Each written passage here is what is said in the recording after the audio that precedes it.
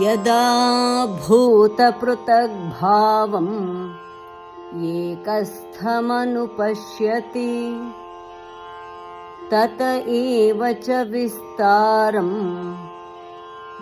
ब्रह्म सम्पद्यते तदा.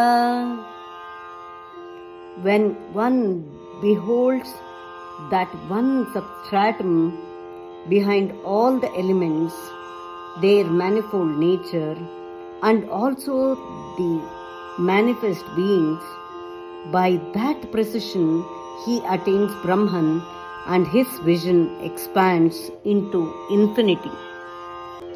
ಯಾವಾಗ ಬೇರೆ ಬೇರೆ ಪ್ರಾಣಿಗಳೆಲ್ಲವೂ ಒಬ್ಬನೇ ಪರಮಾತ್ಮನಲ್ಲಿ ಇರುವುವೆಂದು ತಿಳಿದುಕೊಳ್ಳುವನೋ ಆಗ ಅವನು ಬ್ರಹ್ಮವೇ ಆಗುವನು. ಯದಾ ಭೂತಪೃಥಗ್ಭಾವಂ ಯದಾ ಭೂತಪೃಥಗ್ಭಾವಂ ಯದಾ ಭೂತಪೃಥಗ್ಭಾವಂ ಏಕಸ್ಥಂ ಅನುಪಶ್ಯತಿ ಏಕಸ್ಥಮನುಪಶ್ಯತಿ ಏಕಸ್ಥಮನುಪಶ್ಯತಿ. ಯದಾ ಭೂತಪೃಥಗ್ಭಾವಂ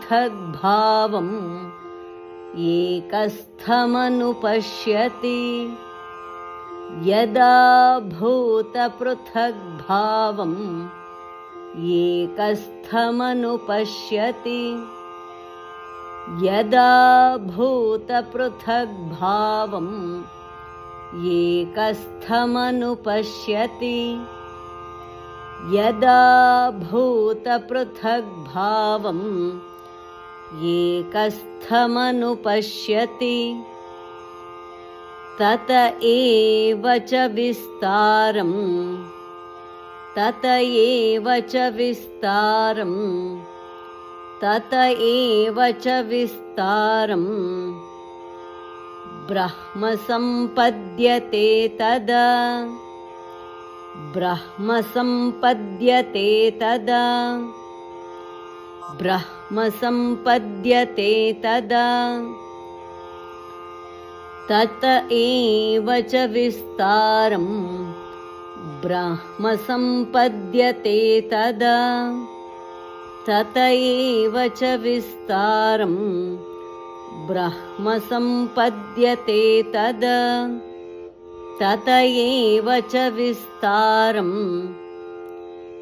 ಬ್ರಹ್ಮ ಸಂಪದ್ಯತೆ ತದಾ. ಯದಾ ಭೂತಪೃಥಗ್ಭಾವಂ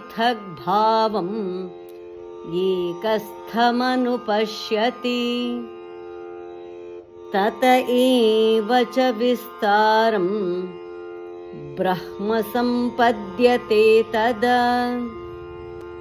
ಯದಾ ಭೂತಪೃಥಗ್ಭಾವಂ ಏಕಸ್ಥಮನುಪಶ್ಯತಿ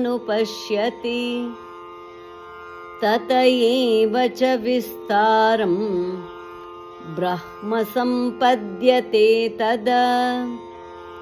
ಯದಾ ಭೂತಪೃಥಗ್ಭಾವಂ ಏಕಸ್ಥಮನುಪಶ್ಯತಿ